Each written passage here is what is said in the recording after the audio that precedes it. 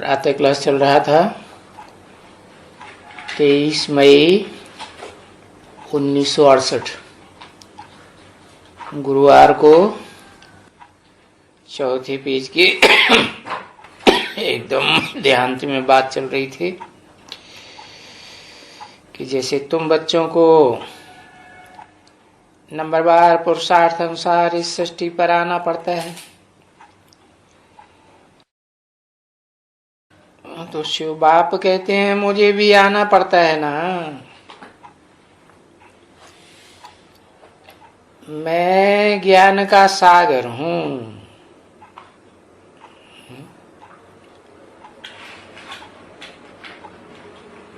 किसने कहा श्याम ज्ञान का सागर मैं हूं? है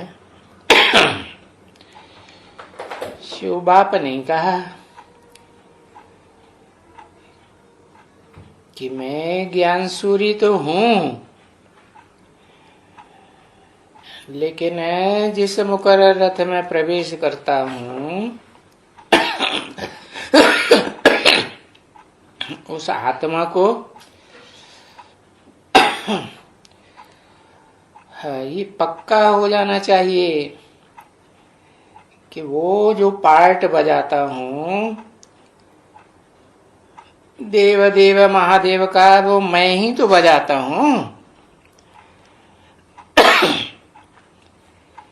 नहीं तो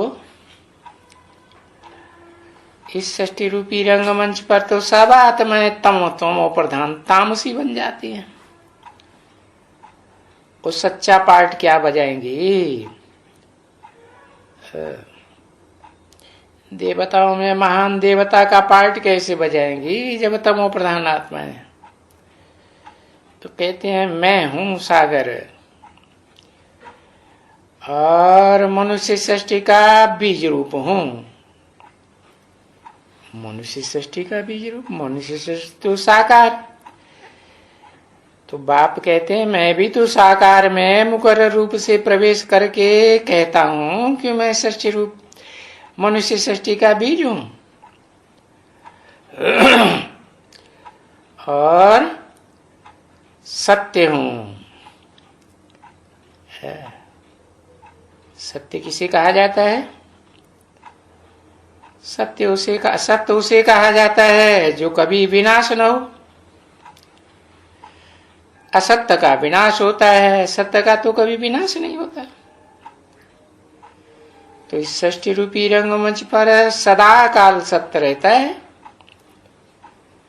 तो सदा काल सत्य रहता है तो मैं कैसे हूं? जिसे कहते हैं शिव। कहते हैं मैं जिससे मुकर्रर रथ में प्रवेश करता हूं उसे आप समान बनाता हूं ना। है सत्य का भंडार बनाता हूं। जैसे मैं अखूट ज्ञान का भंडार हूं उसे भी बनाता हूं। और चैतन्य चित्त चैतन्य स्वरूप बनाता हूं। जड़ जड़ीभूत बुद्धि को चैतन्य बनाता हूं ना। और मैं आनंद स्वरूप हूं। आनंद सुख को कहा जाता है। आनंद तो सुप्रीम सोल सुख भोगता है क्या? कहते मैं सुख नहीं भोगता, परंतु जब मुकर्रर रथ में प्रवेश करता हूं और उसे आप समान बनाता हूं तो वो तो भोगी आत्मा है ना। भोगी आत्माओं के बीच में वो तो बीज रूप बाप है। तो उस भोगी को भी मैं आप समान भोक्ता बनाता हूं। इसीलिए तो बताया। मिसाल किसका दिया? अहमदाबादी साधु का मिसाल दिया ना। किस लिए दिया? अरे कोई को फॉलो करना है या नहीं फॉलो करना है? हाँ, तो कोई तो फॉलो करेगा। तो बताया मैं आनंद स्वरूप हूं, ज्ञान का सागर हूं। ऐसे नहीं ज्ञान का सूर्य हूं, ज्ञान सूर्य तो हूं, परंतु इस मनुष्य सृष्टि के बीज में प्रवेश करता हूं मुकर्रर रूप से, तो वो सागर का पार्ट भी मैं ही बजाता हूं। अथाह ज्ञान का सागर, सुख का सागर, शांति का सागर। अरे मैं हर बात का सागर हूं, पवित्रता का सागर हूं। तो उससे तुम अभी वर्षा लेते हो, है? उससे लेते हो, मेरे से नहीं लेते हो, है? बताया मेरा नाम तो शिव ही है बिंदी का, परंतु शरीर में प्रवेश करते हैं तो नाम बदल जाता है। तो जिसका नाम बदल गया, त्रिमूर्ति शिव कहते हैं ना, कहते हैं देव देव महादेव। तो जब वो ऐसी स्टेज प्राप्त करे तो उससे तुम अभी वर्षा लेते हो। तुम माने तुम आत्मा, कौन सा वर्षा लेते हो? नई दुनिया का, स्वर्ग का वर्षा लेते हो। स्वर्ग में भी कौन सा स्वर्ग है? वो अव्वल नंबर स्वर्ग है जिसमें अतीन्द्रिय सुख मिलता है। समझा ना? बेहद के बाप से बेहद का वर्षा लेते हो। 16 कला संपूर्ण जो सुख होता है सतयुग में, उसको बेहद का कहेंगे? है? बेहद का नहीं कहेंगे। बेहद के बाप से बेहद का वर्षा तुम लेते हो। जो हद के बाप होते हैं उनसे हद का वर्षा मिलता है। वो तो जन्म जन्मांतर लेते आए। तो हद के वर्षा के होते हुए भी है बेहद के बाप को याद करते हैं ना, क्योंकि हद के वर्षे में तो दुख बहुत है। बेहद का वर्षा बाप देते हैं, नई दुनिया का वर्षा, स्वर्ग का वर्षा। जो हद का वर्षा है वो हद के मनुष्यों से मिलता है। भले कोई बड़े से बड़े महान धर्म पिताएं कहे जाते हैं, तो उनको भी कोई बेहद का बाप थोड़ी कहेंगे। कहेंगे? नहीं कहेंगे। वो भी हद के बाप है ना। भले क्राइस्ट 200-250 करोड़ों मनुष्य आत्मा उसको कलयुग के अंत में अपना बाप स्वीकार कर लेती है कि क्राइस्ट ही हमारा बाप है, परंतु वो भी तो हद है ना। बेहद फिर कितना है? बेहद माने इस मनुष्य सृष्टि में जो भी 500-700 करोड़ मनुष्य आत्माएं हैं, वो बेहद है। तो बेहद का वर्षा बेहद के बाप से मिलता है। बाकी हद के बाप से तो दुख का ही वर्षा मिलेगा ना। देखते हो हर प्रकार के दुख ही दुख हैं, है और अथाह दुख है। वो पुरानी दुनिया में, नारकी दुनिया में सब दुखी है। स्त्री हो पुरुष हो, क्योंकि बाप ने कह दिया है ये जो काम विकार है, और उसके पीछे पीछे और भी विकार, माने टोटल 5 विकार। परंतु ये जो काम विकार है उसके लिए खास कहते हैं, क्योंकि यही तो मुखिया है सब चोर डकैतों का। बच्चे,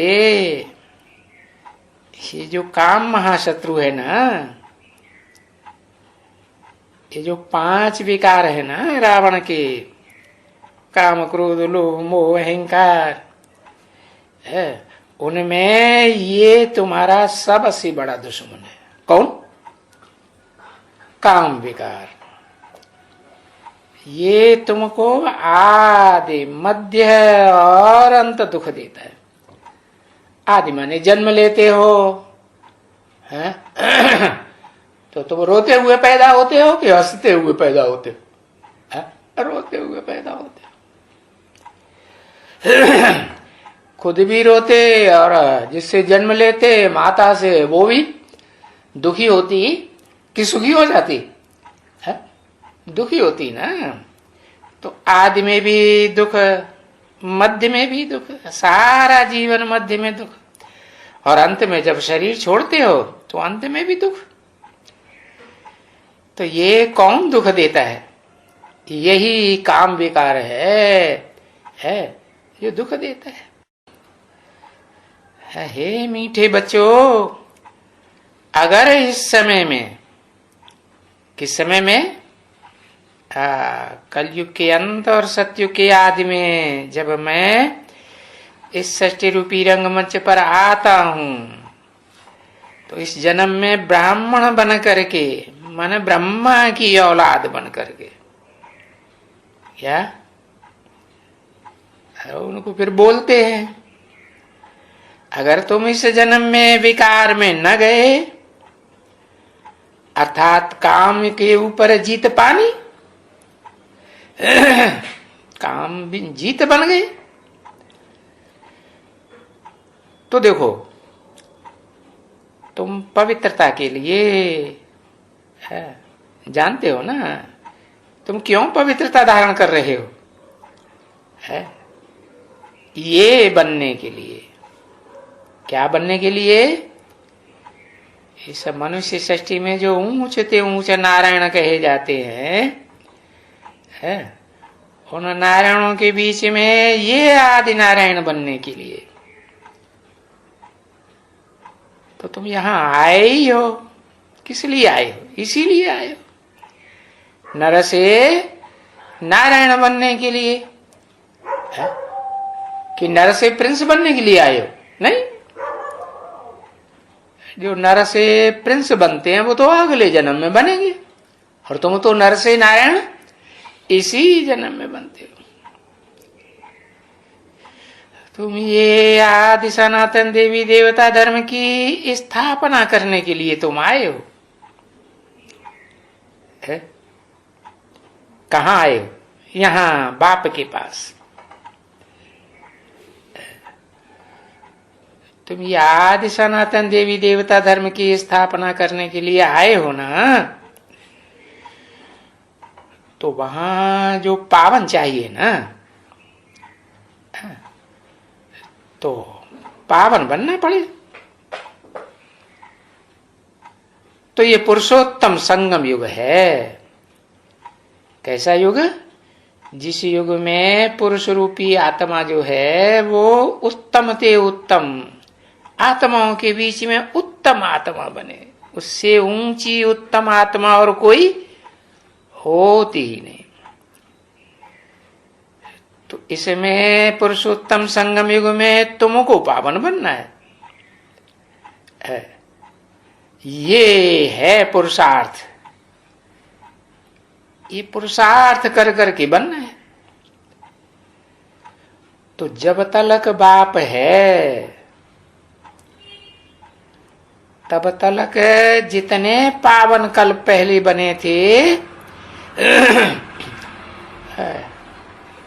इस सूर्यवंशी चंद्रवंशी घराने के जो भी बने थे नंबरवार पुरुषार्थ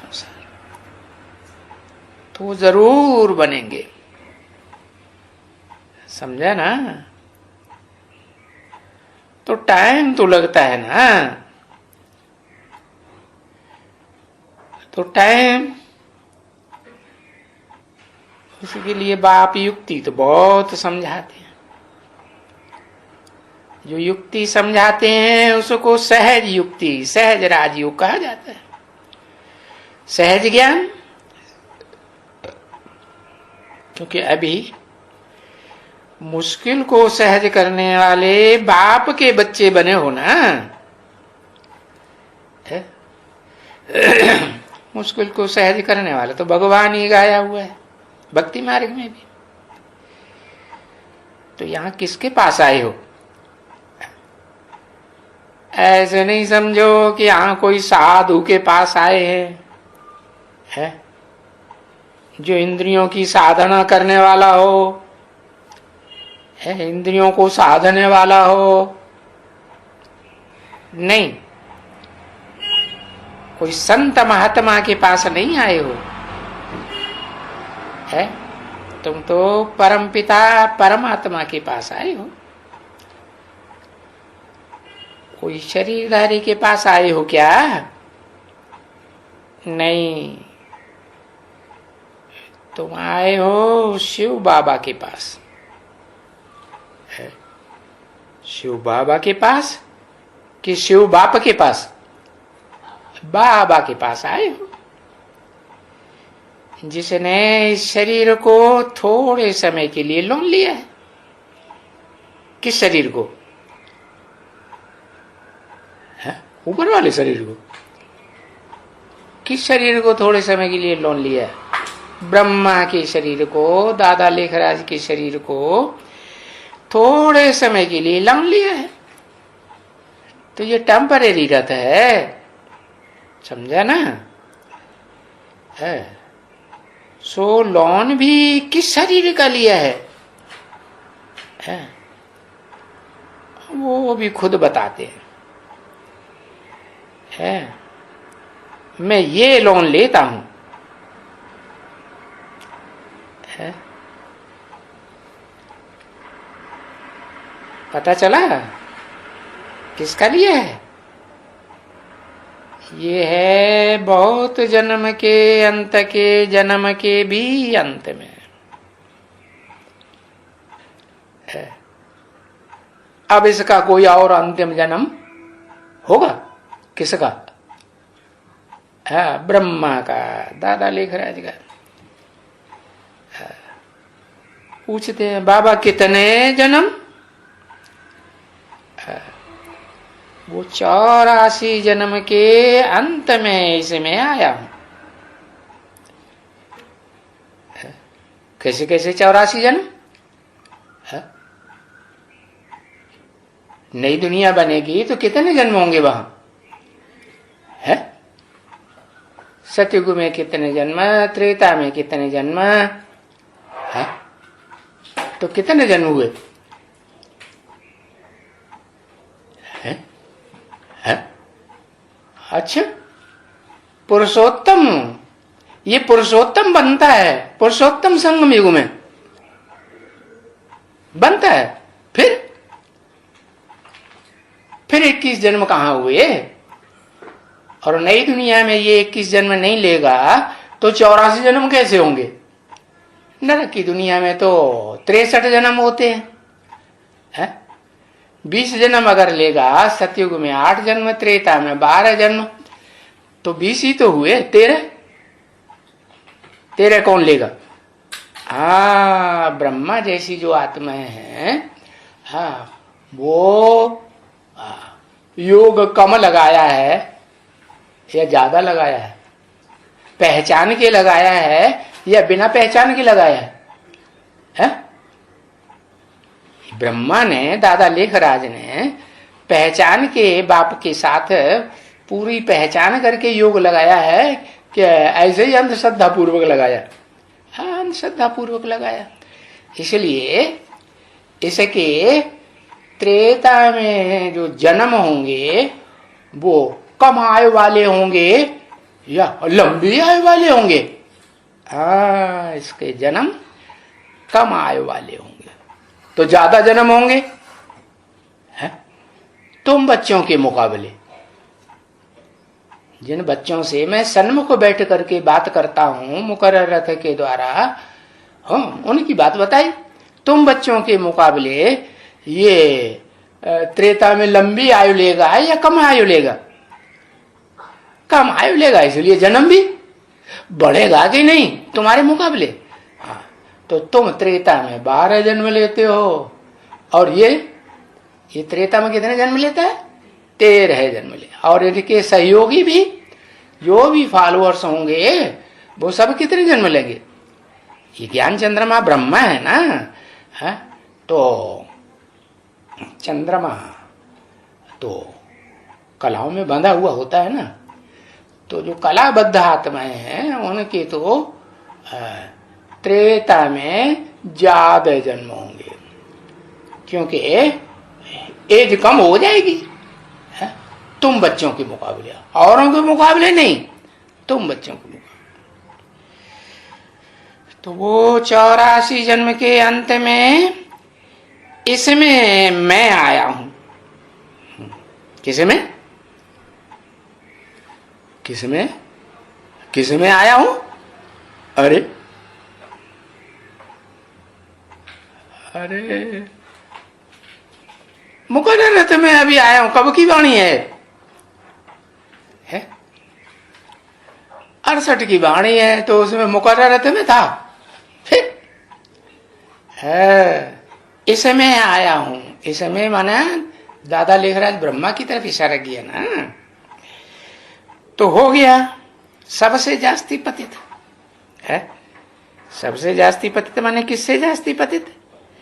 कि जो भी कलाबद्ध आत्माएं हैं, उन कलाबद्ध आत्माओं के बीच में सबसे जास्ती पतित है या नहीं? हाँ, समझा ना बच्ची? तो सिद्ध करके बताया ना, मैं आता हूं पराई दुनिया में, रावण की दुनिया में आता हूं। रावण को कितने सिर दिखाते हैं? एक सिर है या अनेक सिर? अनेक सिर दिखाते हैं। और ब्रह्मा को शास्त्रों में कितने सिर? 4 मुख दिखाए। तो रावण की दुनिया है। जैसे रावण को वेद शास्त्र हाथों में दिखाते हैं, वैसे ब्रह्मा को भी ब्रह्मा के मुख से वेद निकले ना। वेद वाणी किसके मुख से निकली? हाँ, दादा लेखराज के मुख से वेद वाणी निकली। तो ये वेद शास्त्र वगैरह पढ़ने से नीचे गिरते हैं कि ऊपर उठते हैं? नीचे गिरते हैं, भिखारी बनते हैं ना। हाँ? तो आसुरी दुनिया है। और फिर किसके शरीर में आता हूं? फिर माने बाद में है?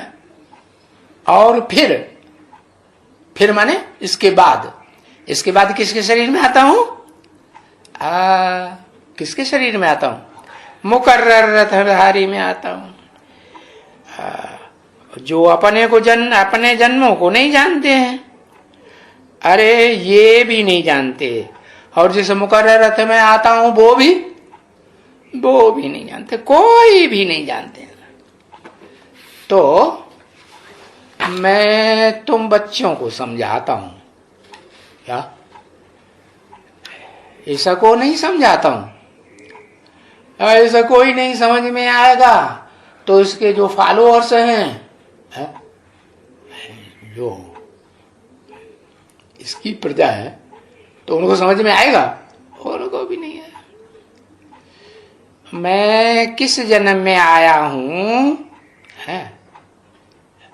ये बहुत जन्म के अंत के जन्म के भी अंत में, जब इनकी बाण प्रस्थावस्था होती है, इनकी एक की या इनकी बहुतों की, जो भी ब्रह्मा नामधारी है, ब्रह्मा नामधारी है ना, एक है कि अनेक है? कितने? अनेक है ना। 4 मुखों वाला ब्रह्मा, पंचमुखी ब्रह्मा, पंचानन कहते हैं ब्रह्मा को। तो इन अनेक मुखधारी ब्रह्मा नामधारियों की वानप्रस्थ अवस्था 60 वर्ष होती है, तब मैं आता हूं। बूढ़े जब होते हैं ना 60 वर्ष के, तो कहते हैं ना भक्ति मार्ग में 60 तो लगी लाट। क्या अब 60 साल के जब हो जाएं, अनुभवी हो जाएं दुनिया के, तब ज्ञान की लाठ लगे है?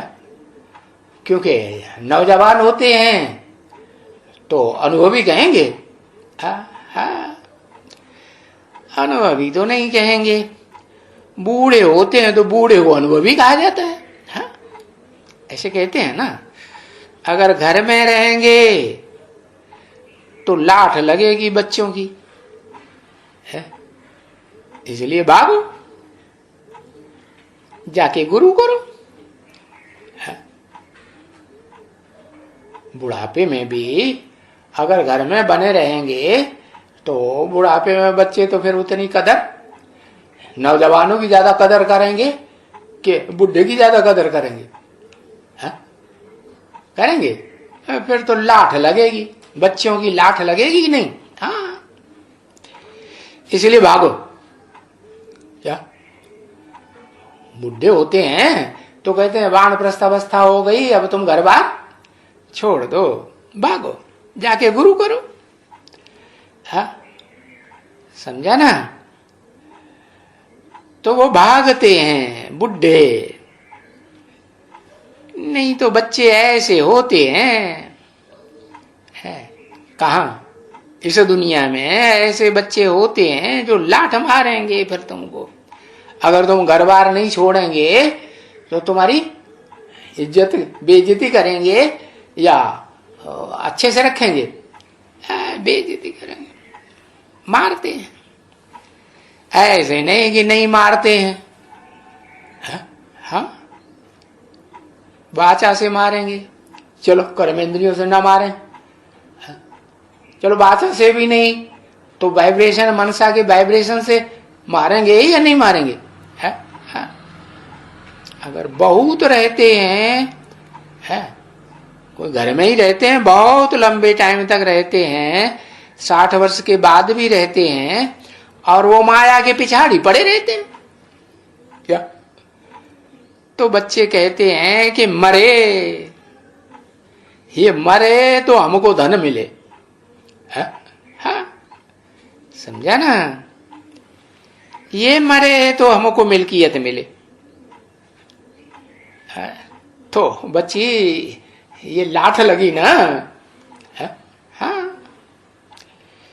तो ये कायदा है कि वानप्रस्थ है।